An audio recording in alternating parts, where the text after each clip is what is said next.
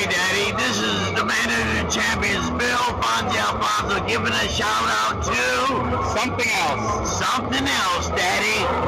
This is Nicole Matara, Great Warrior Wolf, and you are listening to Something Else. I'm Tony Cini, and you're listening to Something Else. Hey everybody, it's Rich Palladino, the voice of New England, and you are listening to Something Else with Arya.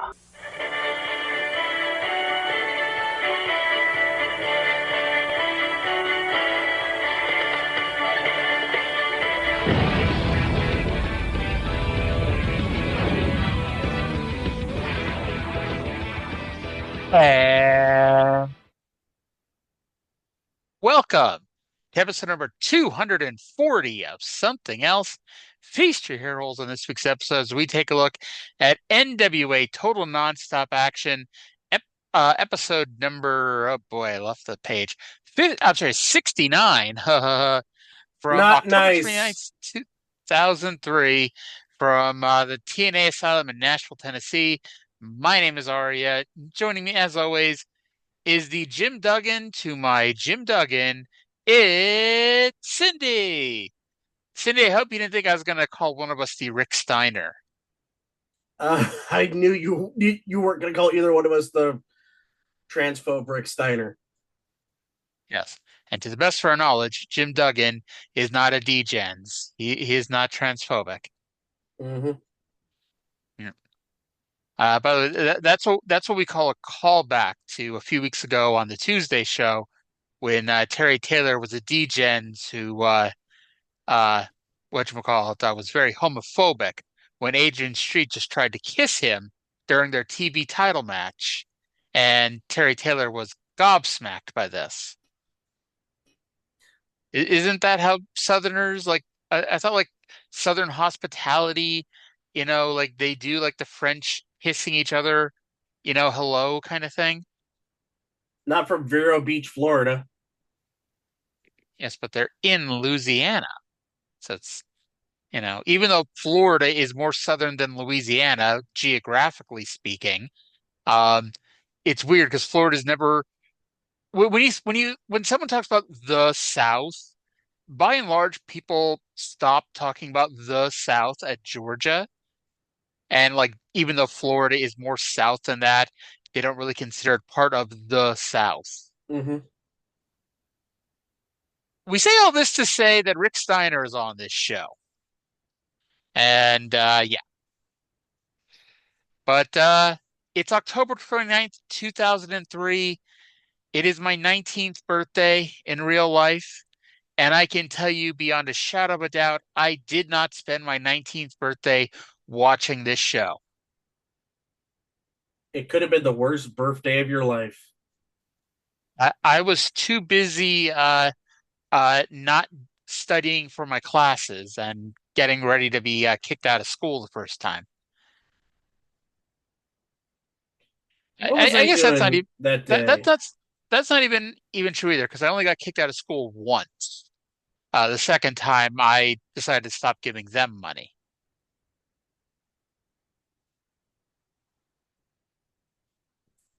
So what were you doing on October 29th, 2003? Probably playing Pokemon Gold. Interesting. I can't believe you would spend my birthday playing Pokemon Gold. Well, it's because I didn't know you in 2003. If it helps, I celebrated my 19th birthday the same way I'm going to be celebrating my 41st birthday, by doing absolutely nothing, because I don't celebrate my birthday. But for now, let's dive into TNA. This is TNA number 69, October 29, 2003, from the world-famous TNA Asylum in Nashville, Tennessee. And so we go to This Week in the Wrestling Observer newsletter, and we're going to spoil the ending here at the beginning, because after the main event, they announced that Sting will be here next week to wrestle Jeff Jarrett. Now, you might recall back in June when Sting came in for his tag team match on the first anniversary show, it was announced that he had signed a contract to have 4 matches in TNA. And as we've noted the past few weeks and the past few months, they keep trying to negotiate with Sting to come in for his other dates, and he really doesn't want to. And so TNA basically said this week, well, we have a contract. We don't give a shit whether you want to or not. We're booking you for the next 2 weeks. So Sting is, as of this point, scheduled to wrestle on both the 5th and the 12th. The other news is that Bound for Glory is tentatively scheduled for either February 8th or 15th in either Las Vegas or Tampa, and it is purely going to be based on how Hogan's knee surgery goes coming up at the end of this week, actually. And, you know, I've got a spoiler for you. It'll have nothing to do with how Hogan's knee surgery goes. Just going to throw that out there. Correct. It's going to be around that time how dire everything gets. And speaking of which, apparently Vince Russo is not really gone, according to people in the know. He wrote the first draft to this show, but it was edited to hell by Jarrett, Dutch, and Scott D'Amore. And then in a statement that is going to be repeated many times over the next 11 years, Dixie Carter is said to want Russo to be part of the company. So there we go. So she wants she wants Russo despite Hulk Hogan not wanting him. She wants Russo despite Spike TV not wanting him. Does he have fucking pictures of Dixie or something? Like, I get loyalty, and there's nothing wrong with loyalty, but Jesus H. Christ, like, this isn't even just a 2014 thing. We're talking in 2003 when, it would be a big fucking deal if they would have got Hogan to come in. Who knows what it would have really done for business, but, I think it would have helped TNA more in 2003 than it did in 2010 to have Hogan come in. And they're basically saying the one person Hogan doesn't want as part of the company, we're going to have him part of the company anyway. Yeah, that strikes me as odd, but when you see some of the stuff that happens on this show, yeah, I noted I don't think Russo's really gone. Yeah. Now, the big thing is, like, the main difference between a lot of the stuff that got edited by Jarrett and Dutch and whatnot is to have more stuff in the ring in front of the people, whereas Russo primarily wants backstage stuff and a lot of comedy and things like that. And we'll get to it. Outside of the 15 or 16 Scott Hudson promos, there's not a lot of backstage stuff on this show anymore. No, and I think that's to the detriment. I don't know, because, like, at the end of the day, we all know that the show's at the Nashville Fairgrounds Arena. It is not a very large place. So all those times that they'd be doing so-and-so's looking for so-and-so, and it would take them an hour to find these people, it would be ridiculous because it's like, it's the Nashville Fairgrounds. There is only so many places that you could hide. Like, we've walked through the backstage on numerous occasions. We know there's like 3 rooms back there. One is Jarrett's, one is a locker room, and one is that space under the steps that Abyss sits in. Like, Yeah. there's not a lot of places to go. But yeah. But let's go into the show, because we're not going to end the show if we don't start the show. The show began with Scott Hudson interviewing Jimmy Hart outside of a stretch limo. And Jimmy Hart talked about how they showed him being whipped on SportsCenter this week. I didn't try to find this. I doubt it's on YouTube anywhere. I don't even know why SportsCenter would air it, because, like, SportsCenter does air a few things. Like, they did the first show when Toby Keith suplexed Jeff Jarrett. They showed that on SportsCenter, I remember. And they show, like, when we get to the Brian Urlacher stuff. But, like, why would they show Jeff Jarrett whipping Jimmy Hart? Who knows? They also But showed the Jimmy, Tennessee Titans jump Big oh, Jarrett. yes, when the Titans decided to go into business for themselves and tried to murder Jeff Jarrett, and Malice had to save Jarrett's life, that was on Sports Center. And you see how much all that stuff does for the business, since the company nearly went out of business a few weeks after that. And anyway, Jimmy teased revealing his surprise, but he said Jarrett will find out in about an hour and 40 minutes. And yeah, I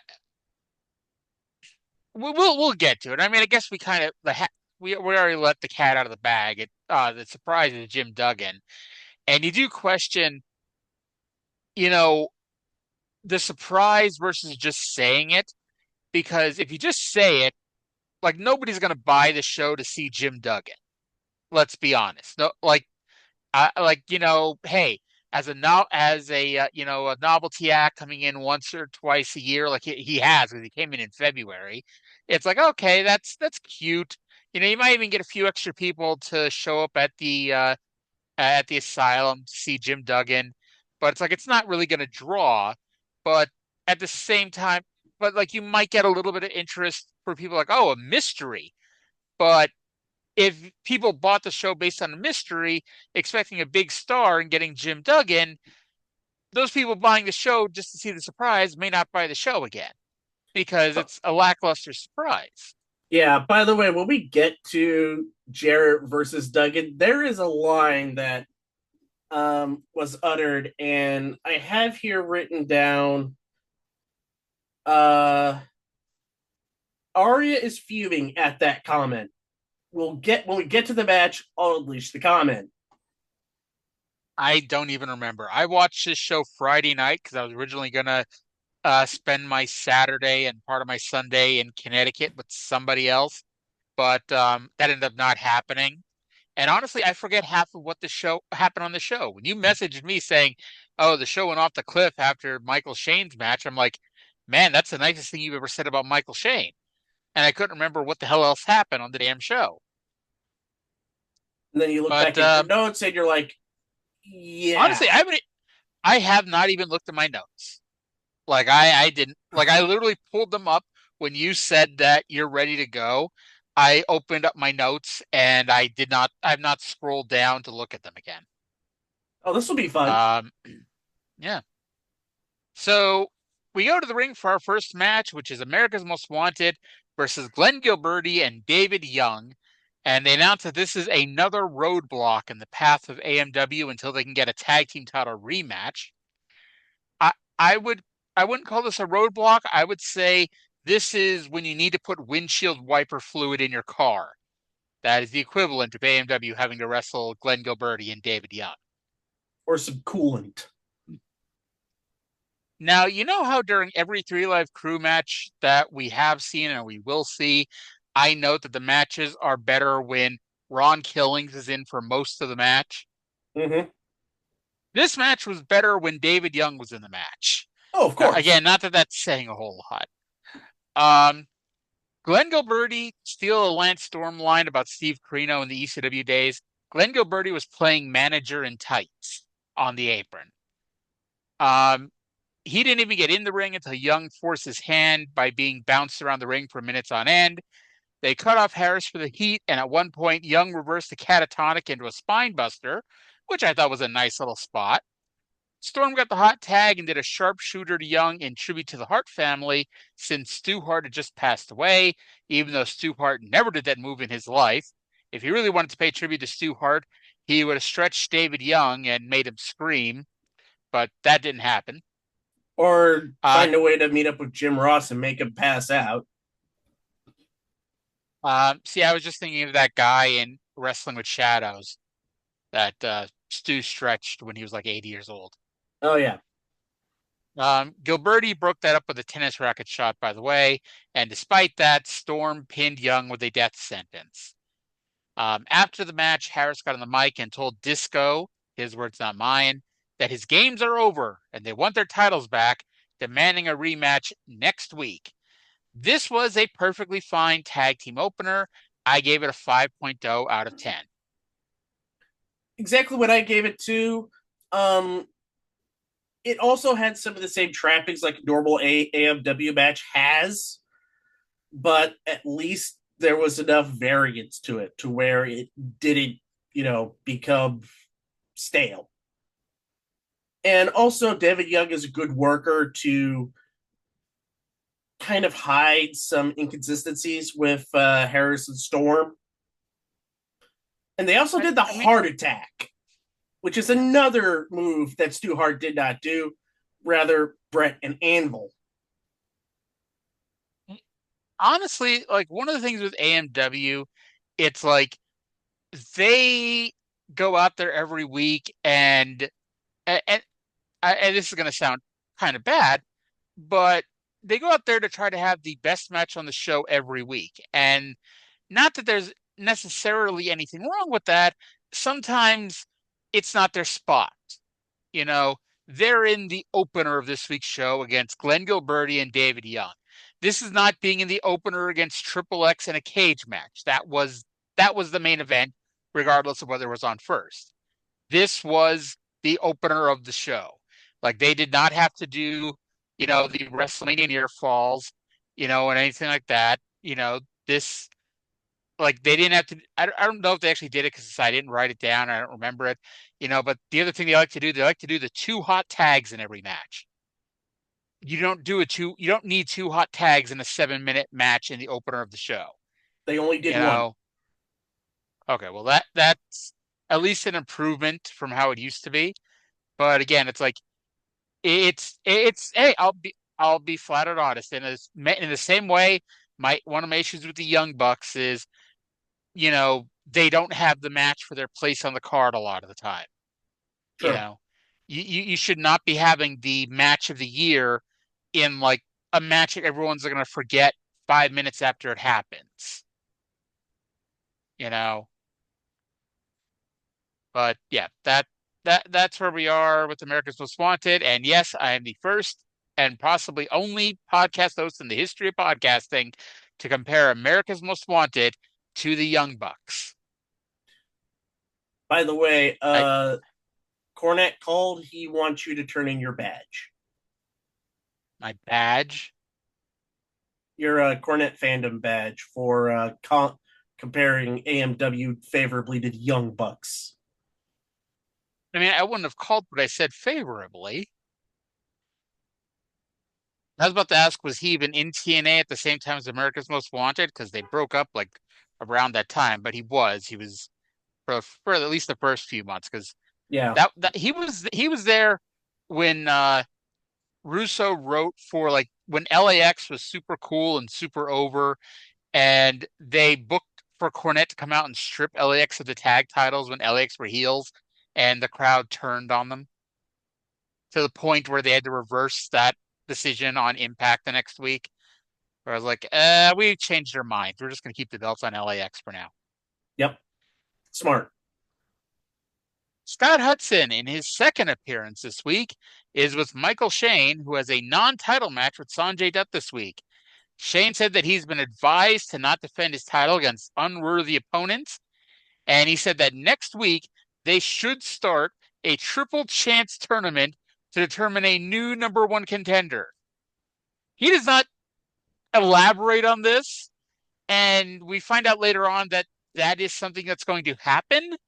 Why is Michael Shane allowed to book a tournament to determine his next challenger?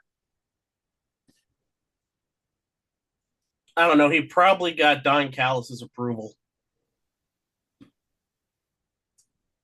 So from here we go to our next match, which is X Division champion Michael Shane versus Sanjay Dutt. Now, Tenay and West, were up in arms about how Shane would not give Sanjay a title match. And I would say a reason to not give Sanjay a title match was Sanjay lost his match last week. He is 0 for 1 in singles matches on this show. Not that that has ever mattered on this show, but still, he should not be getting a title shot if he's never won a singles match. I'm shocked that he's still walking after that top rope tombstone Owen Hart style pile driver. So Dutt did a springboard clothesline almost all the way across the ring. Dutt later on tried to skin the cat, but while hanging upside down, Shane speared him and caused Dutt to crash and burn on the pretty black mats outside the ring. Later on, Dutt did a flip dive out of the ring that Shane was a step too far away on, so Dutt basically took a flat back bump on the floor while kicking Shane in the shoulder. Back in the ring, the finish was Dutt missing a Hindu press and Shane getting the pin with a handful of tights. A perfectly acceptable match. I gave it a 4.0 out of 10. This is where you're going to be shocked. I gave it a 5 out of 10. I mean, when you say I'm going to be shocked, I'm thinking you're going to give it a 9. No, but I actually rated a Michael Shane match higher than you did. I mean, it's a 4 versus a 5. It's more or less the same rating. Right, It's but like, I thought it was good action. I mean, they got a lot of stuff in. What they did, 7-8 minutes is what they had, somewhere around there. give or take. Yeah. Give or take. Pretty good action. Sanjay showed off what he could do. But this was a non-title match. They did the Triple Chance announcement. You pretty much knew what the ending was going to be. I'm just happy that it was a decent finish where there wasn't serendipitous bullshit. I mean, it was a heel finish. It was a straight up heel finish, and I liked it. So 5 out of 10. I don't think it gave away the finish because, I mean, they just said there's going to be a tournament starting next week. Sanjay could have won here and then, got a title match next week while they did the tournament for the next challenger. Because that tournament, and this before you knew what it was, I'm like, well, it's either going to be a 2 or 3 week tournament. So Shane's got to do something for 2 or 3 weeks. But yeah. So we'll see what that is because spoiler alert, they tell us what the tournament is, but they don't tell us who is in the tournament. But we'll rant about that in about 20 minutes. Backstage, Scott Hudson is now with Dusty Rhodes, and he's asking Dusty who is in the limo. Why would Dusty know it? It's Jimmy Hart's surprise guy. Dusty, for maybe the first time, is wearing a black button-up shirt and black cowboy hat, which, if not the first, it's, definitely one of the first. He, for some reason, despite being a large man and black being a slim in color, he is not usually a black button-up shirt kind of guy. Anyway, Dusty put over Jarrett for winning the world title, and also for him getting rid of Russo. Dusty told Jarrett that he is shelter from the storm and that being the world champion is a lonely position. And then he quoted Bob Dylan, and it was weird, and he said a lot with also saying absolutely nothing. Which is why Dusty Rhodes, if he did run for politics, I do think the scenario that the New Breed had in 1986 would have come true. Dusty would have been president. I think at this point anybody can be the fucking president. Who knew that the New Breed was onto something? Yeah. By the way, for those not knowing, we're not talking about Elijah Burke and Kevin Thorne, the New Breed. We're talking about Chris Champion and who was the other guy? It was Chris Champion and someone else that were the New Breed, and they were time travelers from 2002. And when they would see Dusty Rhodes, they would call him Mr. President. Sean for some Royal. reason, okay, yeah, I knew who it wasn't, but for some reason I kept wanting to say Rick Santel, and Rick Santel was not New Breed in 1987. Poor Rick Santel. I don't know if we're ever going to see him again, but that poor bastard. And then when I was scrolling down to read my Dusty notes, I saw the next match, and suddenly I remembered why this show just fell off a cliff was the nice way to put it. Red Shirt Security were out next for a tag team match with Don Callis in their corner against the team of Eric Watts and Don Harris. What a fucking shit show this was. Eric Watts and Don Harris.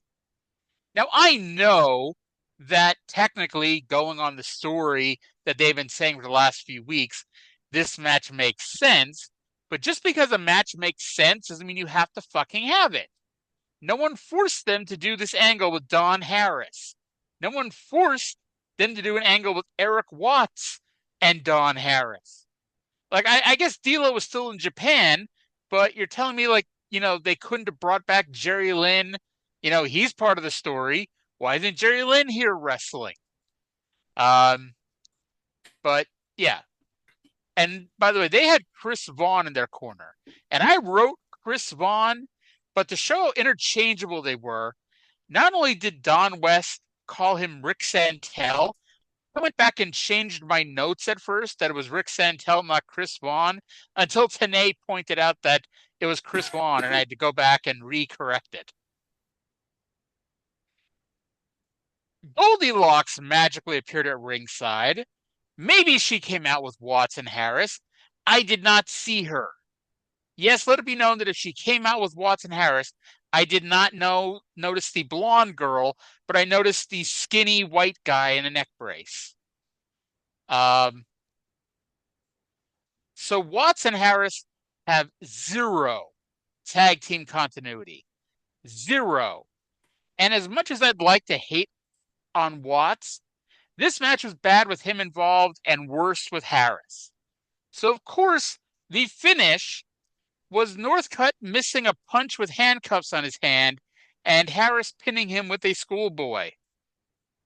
After the match, the Red Shirts did a horribly mistimed double-team flapjack to Harris. Watts made the save. Callis went to get involved, but he got gripped up, and the Red Shirts attacked from behind before laying Watts out with a horribly mistimed spike pile driver. This may be the worst tag team match with actual trained wrestlers that we've seen on this show. Yeah, this was bad. Now, and I will say this. Wait.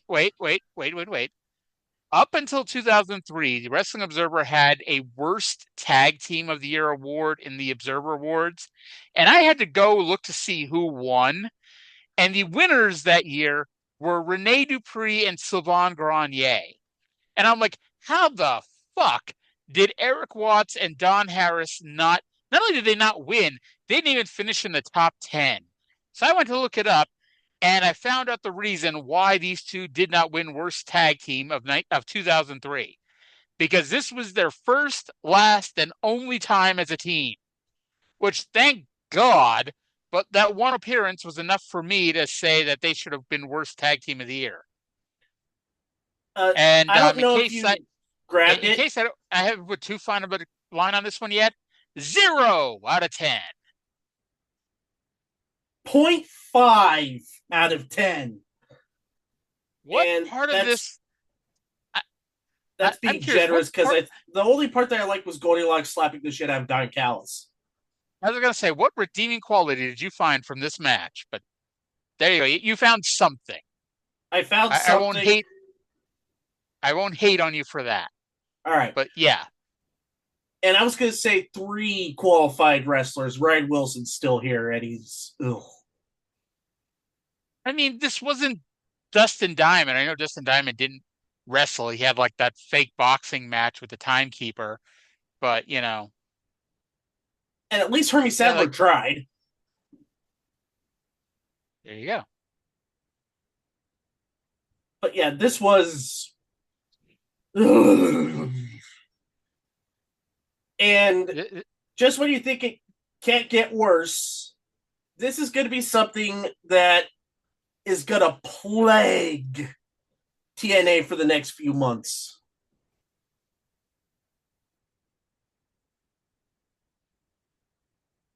How do you say that this one-off match with Don Harris and Eric Watts is going to plague TNA for the next few months? No, I was talking about what happens next. So after the video package recapping the last few weeks of Jeff Jarrett's career, TNA was in the ring and brought out Jarrett for an interview. Jarrett called himself Mr. October and talked about how different radio shows have been talking about him.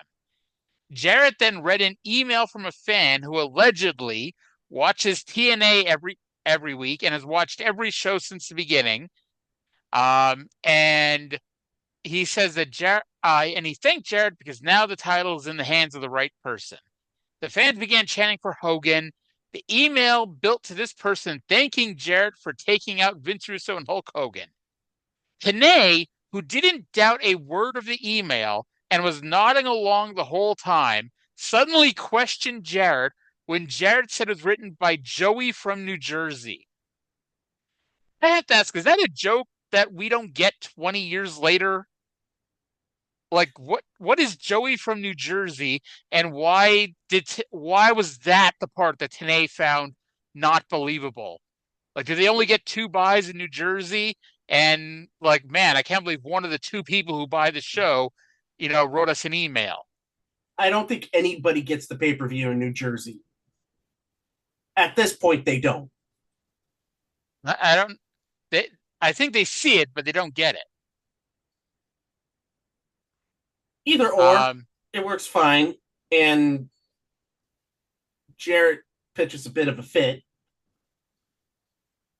He continues to pitch a fit. Mm-hmm.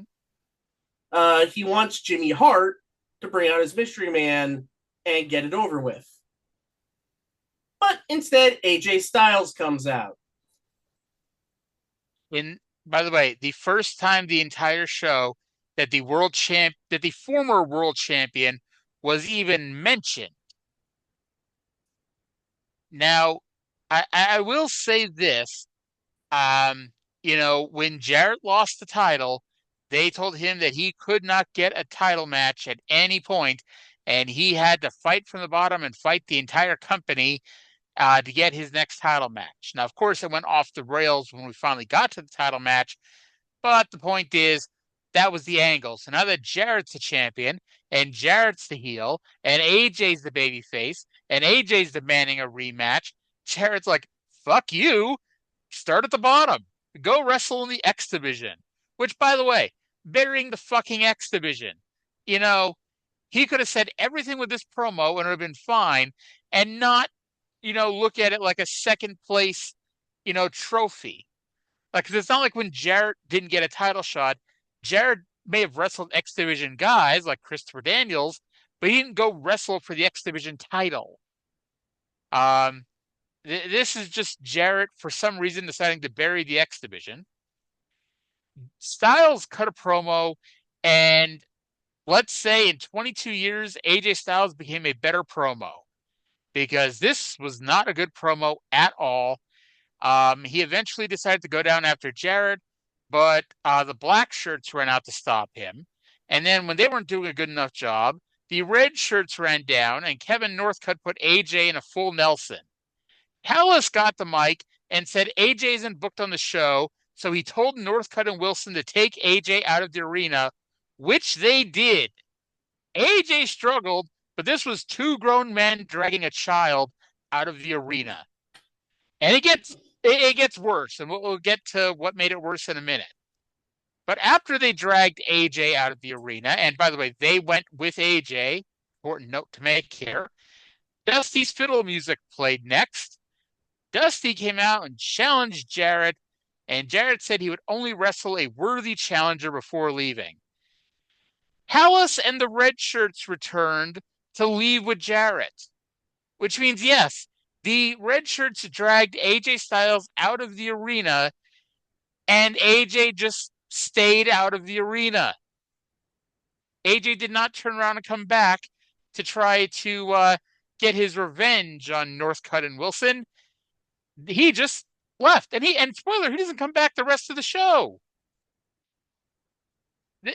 Like, I don't know, like, we talk about how Russo has pictures of Dixie. I don't know who has pictures of AJ this past month, because Jesus Christ, is he, you know, his world title reign may have been questionably booked, but at least it was something until the last month. This last month, AJ Styles might as well have been Doink the fucking Clown. I don't know what made me think about Doink. This is what happens when I just start ranting while also watching hockey. And I don't know what Doink the Clown has to do with hockey, but, it is what it is. I thought you were going to be watching the Rogers Bowl. No. I turned off Red Zone at 7 o'clock when the Stars came on, and also because this entire day of football on Sunday, there were 10 games, and 9 of them were blowouts. And the other game was the Bengals bungling like no other business. Yes. The Jets, the winless Jets, had the come-from-behind victory, which just tremendous. Tremendous. That's the only competitive game in the entire day. Now, keep in mind, I don't know for a fact how those 3 afternoon games ended, but when I turned the games off at 7, they were all minimum 2-score games. Yeah, they were all blowouts. Yeah. So 9 out of 10. So any thoughts on this whole Jarrett, Dusty, AJ, Red Shirts, Don Callis thingamabob? This was 15 to 20 minutes. And we're going to have these segments for the next 4 months. And it is pretty bad. And it's not fun whatsoever. We're going to get interchangeable parts in this, whether it be Kid Cash jumping in, spoiler. Yeah, Kid Cash being an asshole, go figure. Various other parts come in, and it just drags on and on and on. And I hate it. Because now Jarrett is going to role play Triple H and be an even bigger asshole than Triple H. Which we think just having a Triple H is bad enough. Yeah. Now we have 2 Triple H's. And it's not like we decided to watch SmackDown. That SmackDown was this great show. Like, SmackDown was a great show in 2002. 2003, it was not. Right now, if we were watching SmackDown, it is the build to Vince McMahon versus The Undertaker in a Buried Alive match.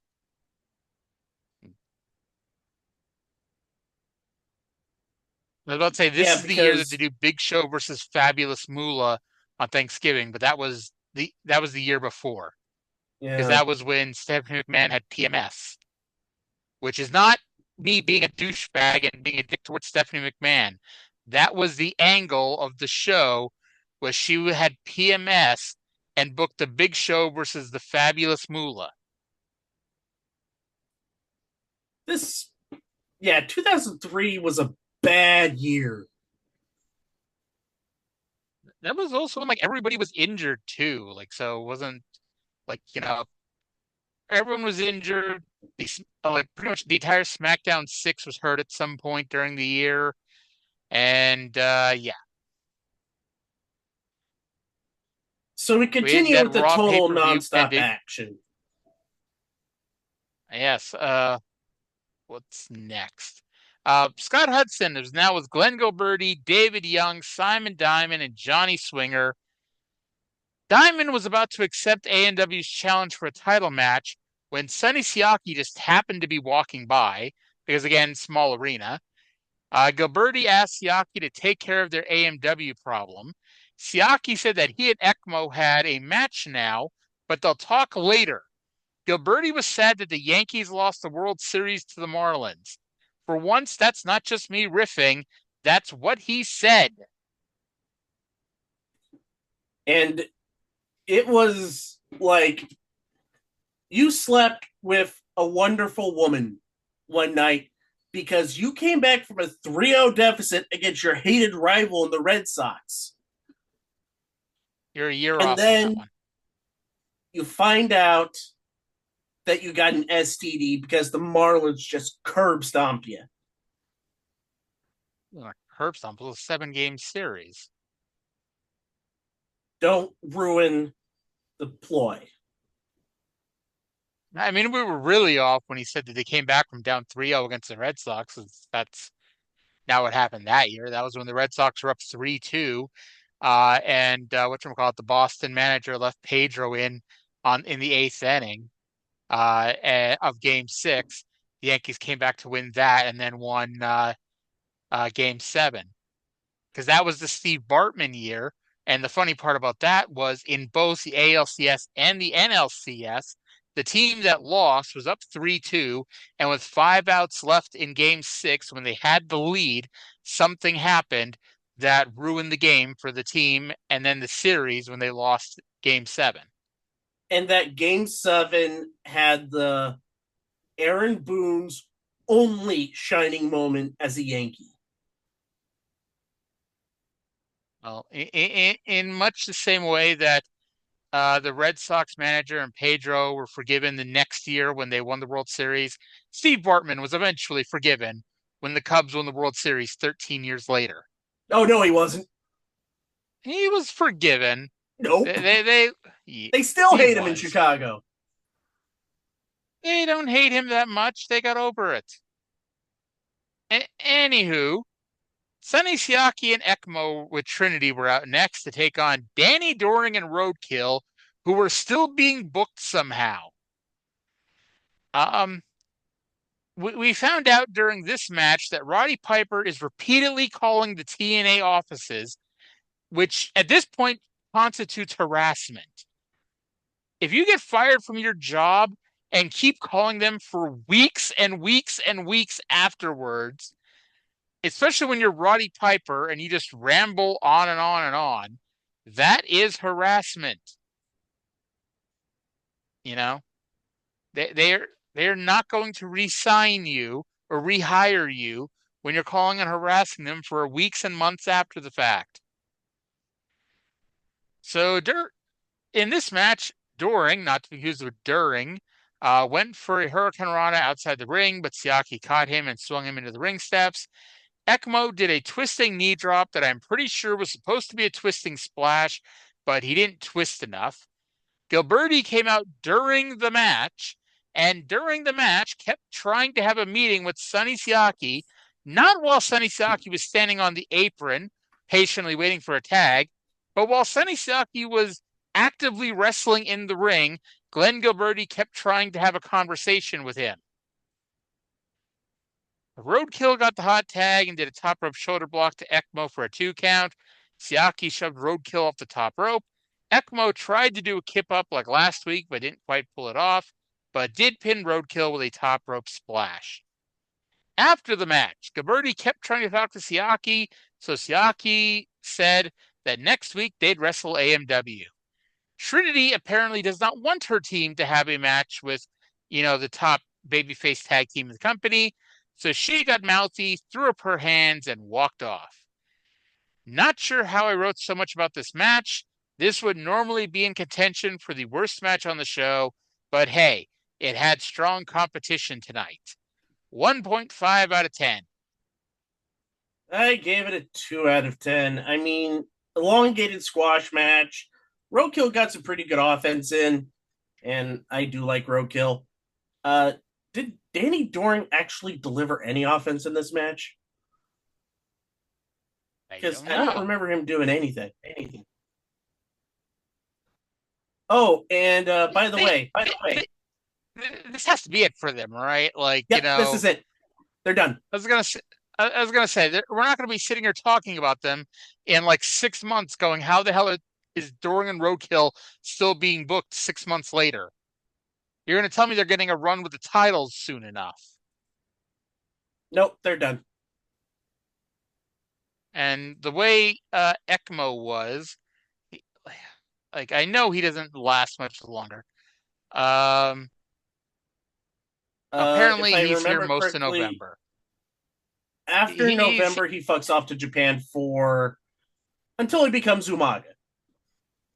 Nope. He fucks up to Japan until a random ass match we're going to be talking about on August 11th of next year, where he wrestles Alex Shelley in an ECMO's contract versus Goldilocks' money match. Oh yeah, I that cannot wait to storyline.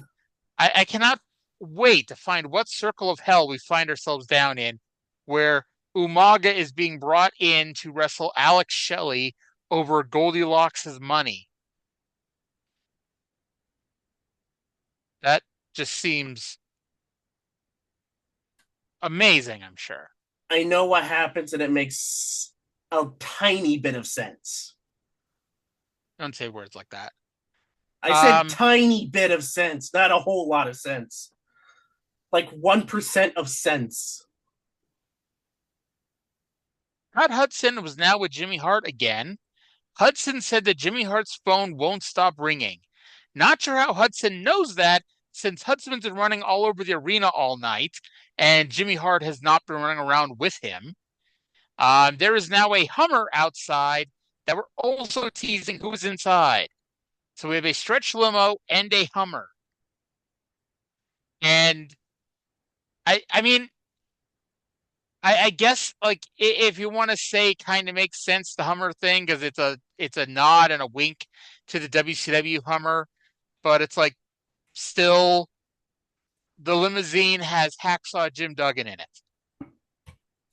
Somebody somewhere paid for a stretch limousine to have Hacksaw Jim Duggan come out of in 2003.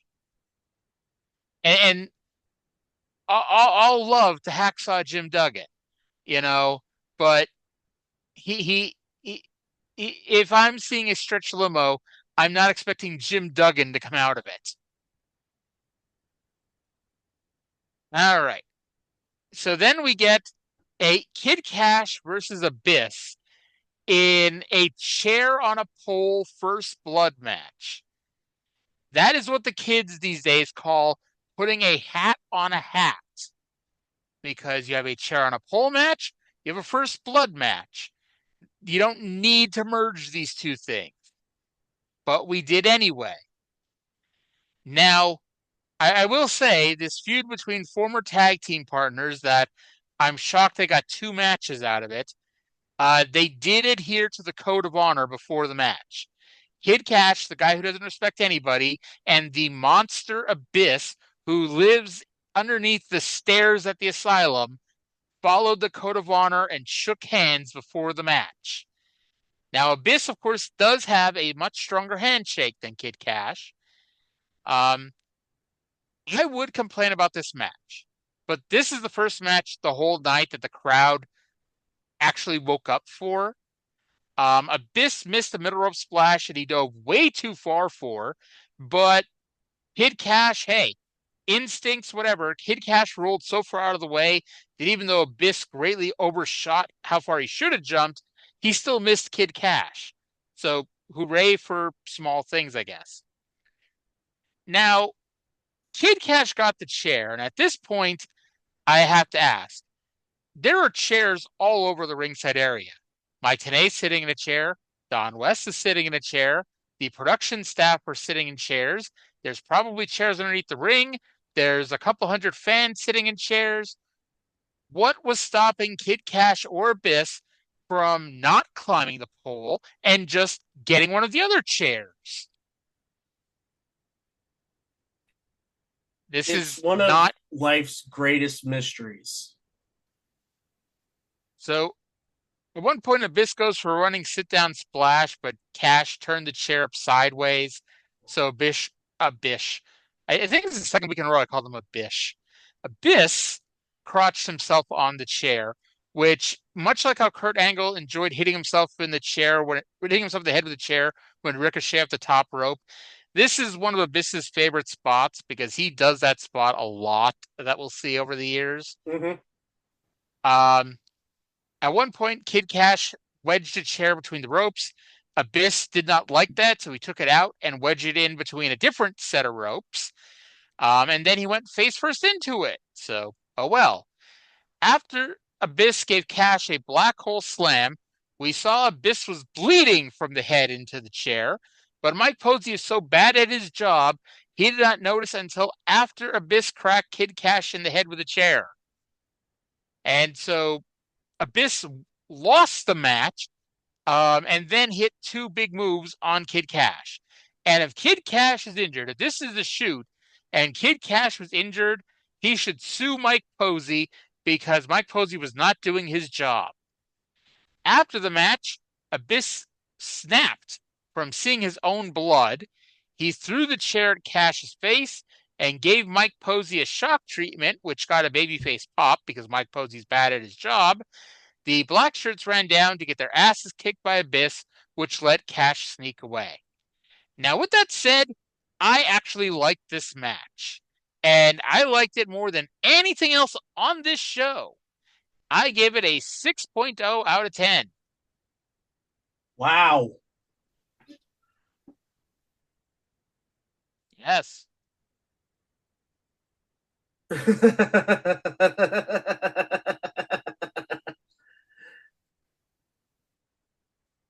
Two out of 10.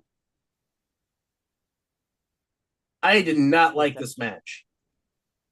It was, to me, it was there. And that ending killed it for me. Of all the matches to happen on this show, this was one of them. Yeah. I didn't like it. I thought the post-match stuff was better than the match itself. And for how I personally do grades, I do not take post-match stuff into account for the grade.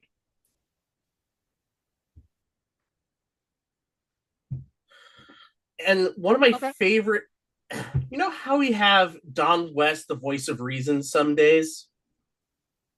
Only some days. Well, it's one of those days. Because during the black shirts getting beat up by Abyss, he goes, quote, "I don't know if the black shirts are brave or just flat out stupid." Don West, voice of reason. Indeed. So remember last week when Shane Douglas announced that this week he'd introduced us to his new franchise? Well, we go to another paid advertisement by Shane Douglas. Douglas threatened the cameraman who was attempting to show us who was the face behind the breasts that he keeps showing. And at least they explained why the cameraman doesn't just film whomever Shane is talking to. You know, because this is a paid advertisement, so this is somebody that Shane brings in to film it. Not sure why he still is the only person on the show who has to pay for his interview time. Was Scott Hudson that busy he couldn't do a 13th promo backstage? And I wrote, despite saying that he'd show everyone who his new franchise was this week, the paid advertisement just ended with no new information, except notably we only have one set of breasts instead of two. So Shane Douglas really narrowed it down. Yes. Now, I know who it really is, so that's why I'm kind of going to tell you this part. But, sorry, I'm being distracted by somebody on a Nashville Predators fan. But apparently in MLW at the time, Michael Shane was being managed by Francine, and there was conjecture that Francine was going to be the woman and part of this, and it's possible that Francine was the second woman or was supposed to be represented by whomever the second woman was. But I believe this is still at the time when Shane and Francine did not get along. They had a lot of heat from their ECW days. So it's possible that if it was the plan that Shane ixnayed it. By the way, Francine said, no, I'm getting paid more in MLW. I doubt that would have mattered because, I mean, MLW is a weekend indie.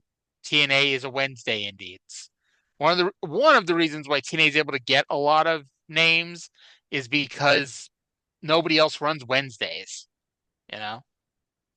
But by the way, during the second intermission of the Dallas Stars Nashville Predators game, they've got the Nashville Predators intermission people talking, and one of them is a fairly well endowed woman, and there's a guy behind them standing in the audience doing the juggling with his hands, talking about her breasts. So we are not the only people focused on breasts on this show. I guess technically the Nashville Predators fan is not on this show, but hey, he's from Nashville, and B, we're talking about it on this show during the Shane Douglas segment. He It all probably is was in the serendipity. audience. It's very possible that guy was in the audience. We may see him in 2 weeks trying to airplane Tracy Brooks. So Scott Hudson is now with Jim Mitchell and Vampiro talking about the match with Raven tonight. Mitchell says he hasn't slept for 3 days because Raven kept calling him and saying dream blood. I don't know about this one. Why did Raven only call him for 3 days when there's 7 days in a week? Why did Raven just have nothing better to do with his life than just to keep calling Jim Mitchell? And why did Jim Mitchell answer the phone after the first time? Why didn't he take it off the hook? Or if it's a cell phone, why didn't he block Raven's number? I couldn't tell you if I tried. Plus, wasn't Mitchell around this time also doing the karaoke business, or was he doing something else? I don't know. But it's like, also, if Jim Mitchell hasn't slept for 3 days, did Raven really think the best way to prepare for this match was to not sleep for 3 days himself? He could have slept. Or you get one of those auto dialers that have the tape in it. He could have kept on with Jim Mitchell's number. He gets go dream blood, dream blood, dream blood. That's a lot of technology for 2003. That was technology in the mid 90s. What the hell are you talking about? That's a lot of technology for 2003. So we then go to our next match, which is Raven versus Vampiro in the Dream Blood Gallows of Retribution match. As we mentioned last week, someone threw darts at Sin's back and picked out random words that that the darts landed on, and that's how you got the name of this match. So to win this match, you have to attach a dog collar to your opponent and then throw him over the top rope and choke him unconscious. The dog collar is apparently an important part to the match. You cannot just choke somebody unconscious with your hand or your forearm or some other part of your body. And I imagine that if you were to do that, that you would either A, be disqualified, or B, the match would stop until you could, bring the opponent back into consciousness. So after waking up for Kid Cash versus Abyss, the crowd is into Raven because as we've noted, Raven is the top star to these fans in Nashville. Don't really know why, he just is. That's just the truth, ladies and gentlemen. So it's good to know that the people who don't pay to get into the show have decided to finally make some noise. Vampiro had a gash in his head, and we got a false finish where Raven almost won, but Mitchell broke it up. Vampiro used a spinning kick to the head off the top rope. Not sure how he didn't pull a Sid and destroy his leg when he landed on it. The match went longer than the first two Raven vs. Disciples matches put together. Vampiro used a DDT on a chair and then tried to win the match. They did a sleeper hold arm drop to tease the finish, and Raven held his arm up at the third drop. Raven put 2 dog collars on Vampiro from opposite sides and used plunder to render him unconscious, but that didn't work. We got a table in the ring, and Raven gave him a mistimed DDT off the ropes through the table. Since that was not the finish, even though it was if it had gone well, it would have been a nasty bump and it would have been a good finish to lead to a pinfall. But that's not how you win that is not how you win the Dream Blood Gallows of Retribution match. And so Raven put the dog collar on Vampiro and hung him over the top rope. The referee did not even check Vampiro's arm. As a matter of fact, Vampiro was flailing around, showing that he was not unconscious. Vampiro got screwed. After the match, Mitchell tried to throw a fireball at Raven and missed. CM Punk mistimed a save, because what I think was supposed to happen was Mitchell was supposed to throw the fireball at Raven, and Punk was supposed to tackle Raven out of the way, but everything was mistimed here. So it just looked clunky as fuck. Raven yelled at Punk to get out of the ring before cutting a promo, saying next week he would wrestle Mitchell in a last man standing match. And if nothing else, this is the first time after all the hanging angles we've seen on this show that it looked like somebody was really being choked when they were being hung. Because Vampiro really looked like he was being choked. I gave the match a 3.0 out of 10. I fell asleep during this match. This was, I think we've reached that point where you just become numb to all of the violence. How could you fall asleep during the Dream Blood Gallows of Retribution match? It was slow. It was plotting. There is no way in hell this needed 14 minutes. You're telling me you did not enjoy the false finishes here in the Dream Blood Gallows of Retribution match? Here's what I have exactly word for word in my notes. Match 6, Dream whatever match. Raven versus Vampiro. This took 14 minutes. I want those 14 minutes back. 1 out of 10. Too bad. Too bad. You're not getting those 14 minutes back, damn it. In fact, if I knew that's how you would have felt, I would have made you review that match instead of me. Well, all right. If we did, then the show would already be over already because we would already gone to the last segment, all the end stuff. By the way, that's it for Vampiro. Vampiro's gone too. Again, when the bell rang to start his match like a month ago, that was one more match than I thought Vampiro had on this show. Yeah. So they explained the format to the X Division Invitational Triple Chance Tournament.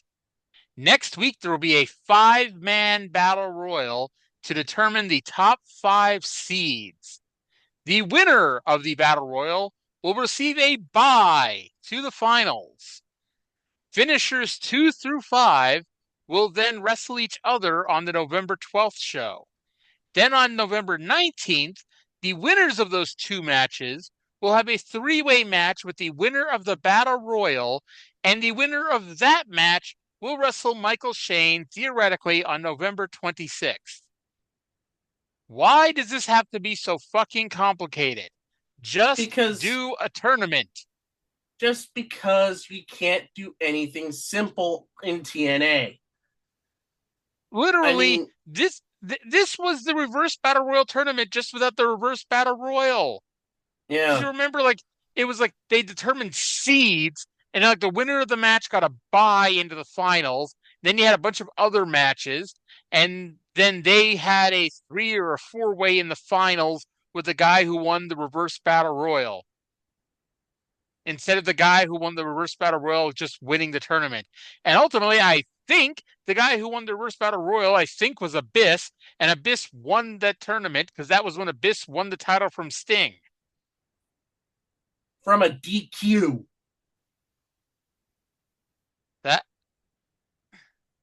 Yeah. And that's in 3 years from now, ladies and gentlemen. And we're not covering it. Why is Michael Shane allowed to book such a tournament? Plus, as we mentioned earlier, they do not tell us who is in the tournament. They tell us that if we want to find out who is in the tournament, we have to go to nwatna.com this week, and they will tell us who was in the tournament. And then we have Don West Hype Time. So next week, in addition to the 5-man battle royal, we're going to have AMW versus Sonny Siaki and ECMO, and Raven versus Jim Mitchell in a last man standing match. By the way, is this the first regular battle royal that we've had on this show? Like every other battle royal has been a Royal Rumble. Yeah, this is the first. The first standard battle royal is a 5-man X Division battle royal.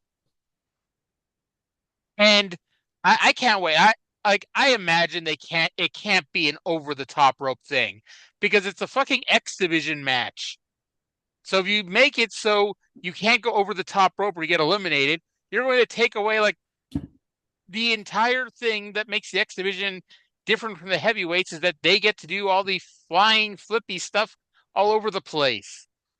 And I don't know who's actually in it, but if I had to guess, it's AJ Styles, Chris Sabin, Frankie Kazarian, Sanjay Dutt, and I don't know, Kid Cash. Christopher Daniels, probably. Well, that is my guess. We'll see next week.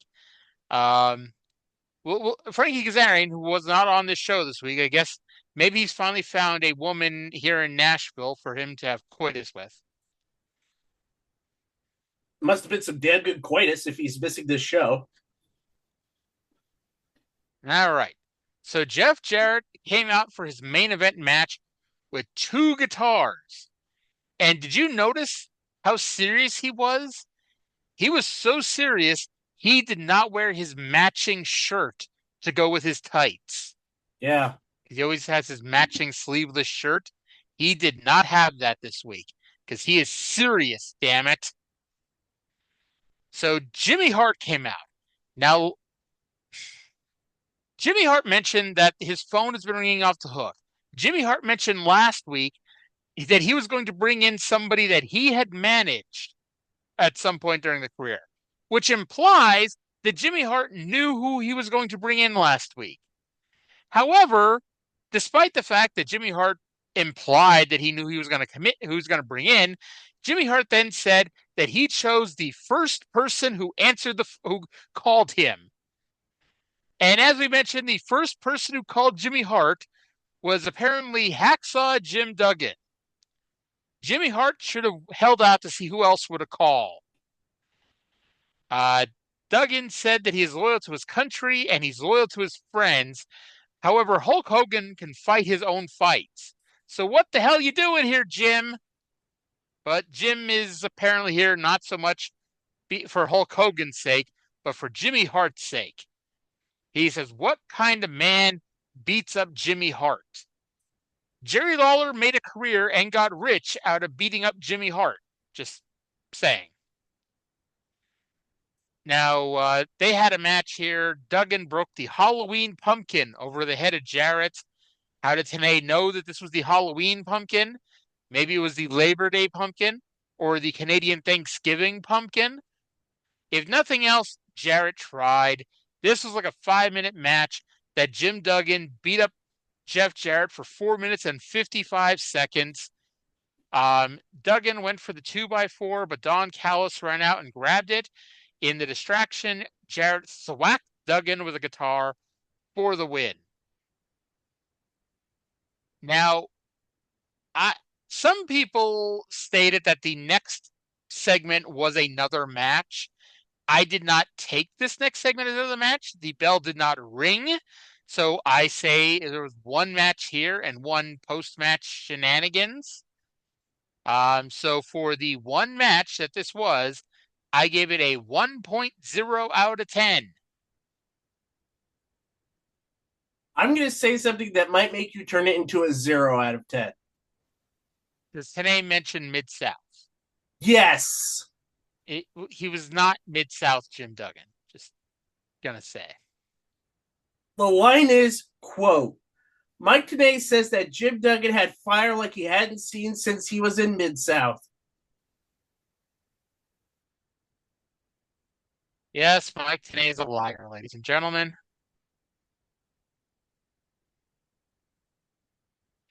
Zero out of 10? 0.5 out of 10? I still gave it a 1. I said All 1.0 right, all out of right. 10.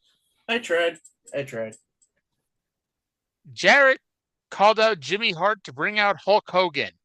Jimmy said Duggan was the tip of the iceberg and said that Duggan was in the stretch limo, but in the Hummer was someone who howls at the moon. And in the ring was Rick Steiner. Now, two things.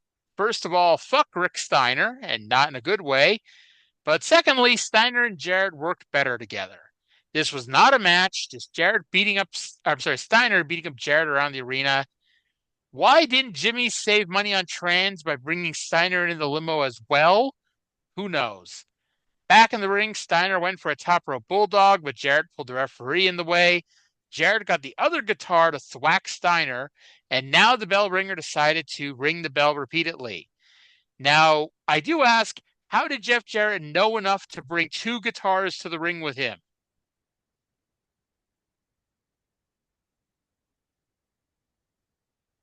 That's a question that's never going to get answered.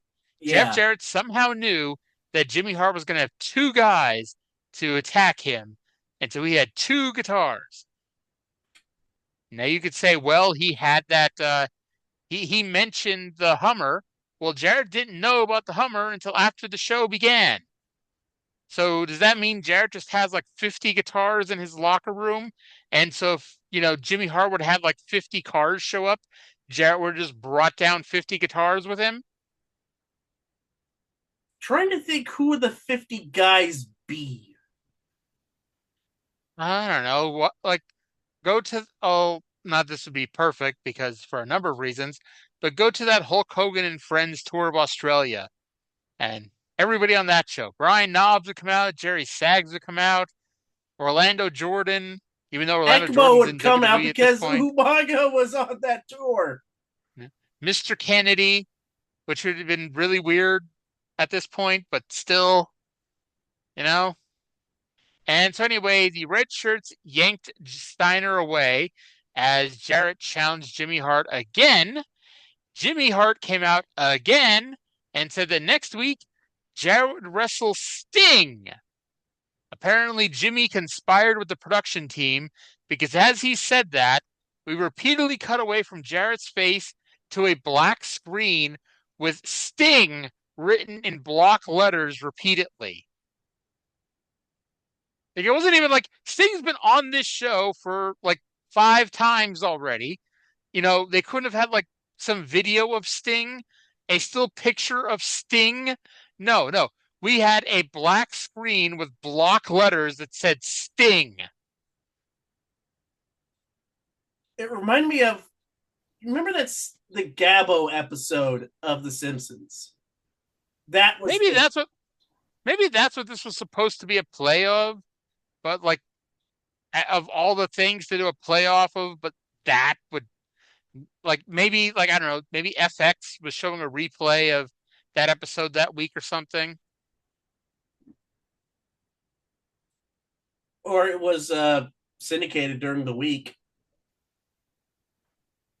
So I know I gave it a 1.0, but like I wrote, I'm not even sure how to rate this. The actual match sucked, and they're just running through surprises as if they don't think Hogan is really coming in and just want to end the angle. However, if I bought this show thinking Hogan may show up, I'd be pissed that I got Jim Duggan and Rick Steiner.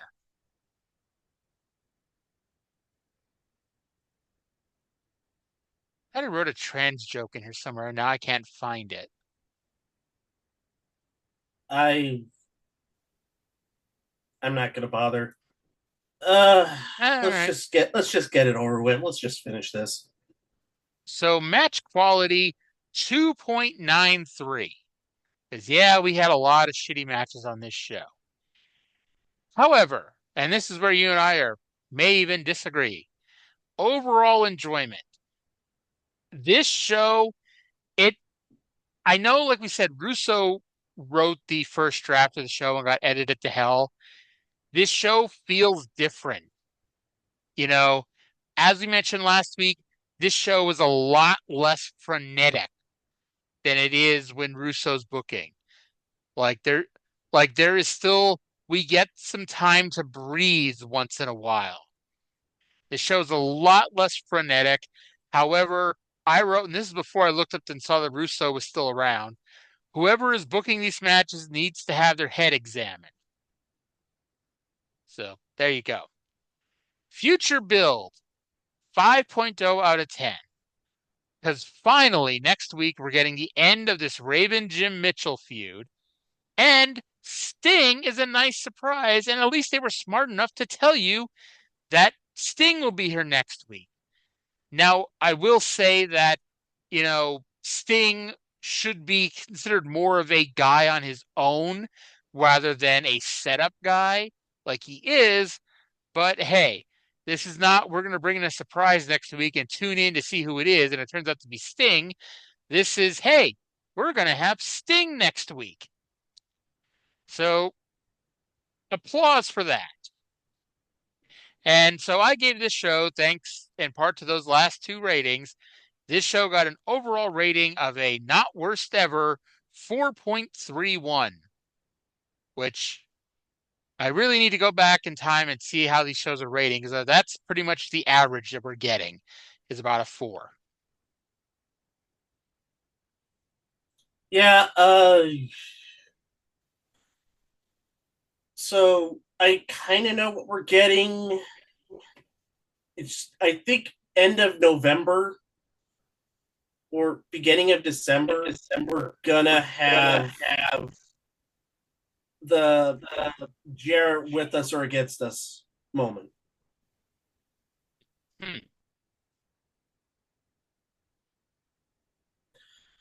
But anyway, just let everybody know what will happen on this show for the next 3 weeks.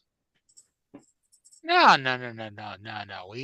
We need to leave, that as a surprise to the listeners for this 22-year-old wrestling show. No. I'm not talking about what happens on the show.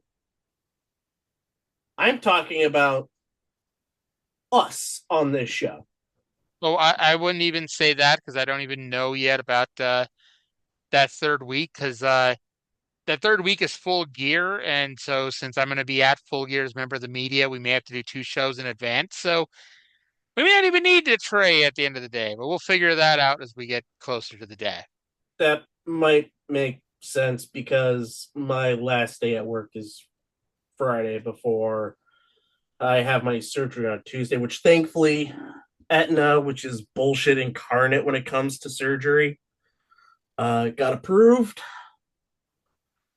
So instead of paying $50,000, I will only be paying $5,000 or $5,000? $5,000. That's still not that great.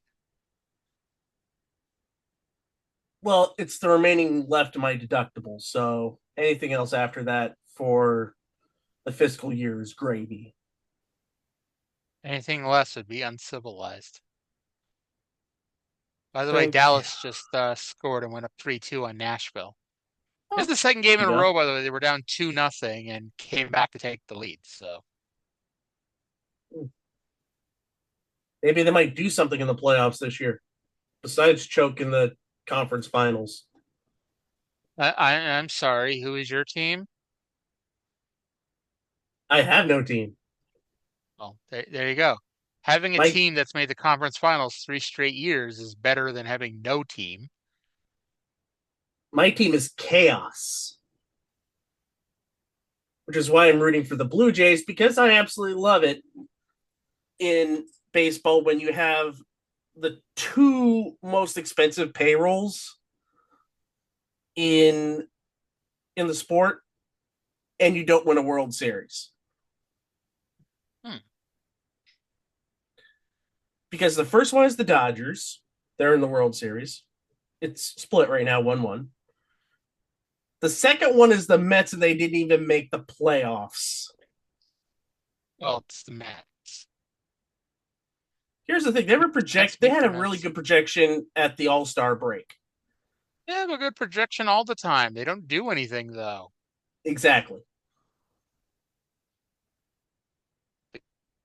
The Mets haven't really won the World Series since like 1969, and they only won in '86 because Bill Buckner couldn't bend over and pick up a baseball, which I know isn't entirely true, and we're just being a dick out of Boston. Um, Anywho, by the way, happy late birthday to both Kevin Sullivan and Smoky Mountain legend Mr. Ron Wright. It would have been Mr. Ron Wright's 87th birthday today. So celebrate, ladies and gentlemen, by getting out of a chair and punching Brian Lee in the face. I miss Primetime. So- I miss Killdozer Brian Lee here in TNA. In Smoky Mountain, we're just now getting to the period of time where he's the Underfaker on WWF television.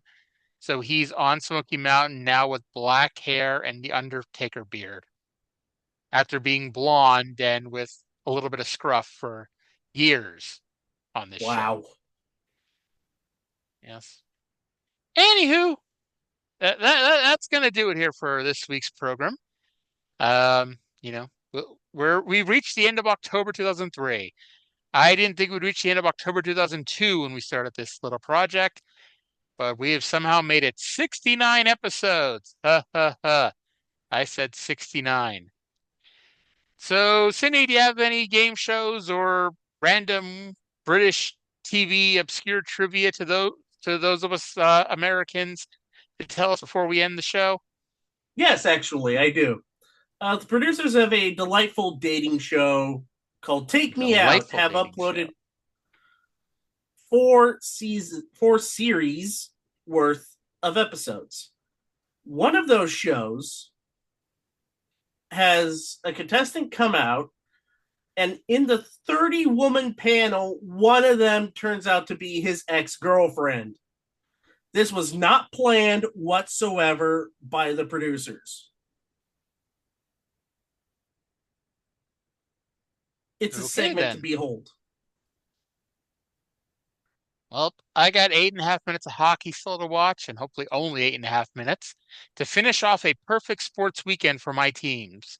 Bulls are 2-0. Only time I'll ever say that they're above 500 all year, I'm sure.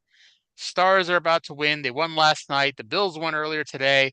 Let's end this thing 4-0. Thank you all for listening. Hope you all enjoyed the show. We'll talk again in 7 days. Insert witty thing here.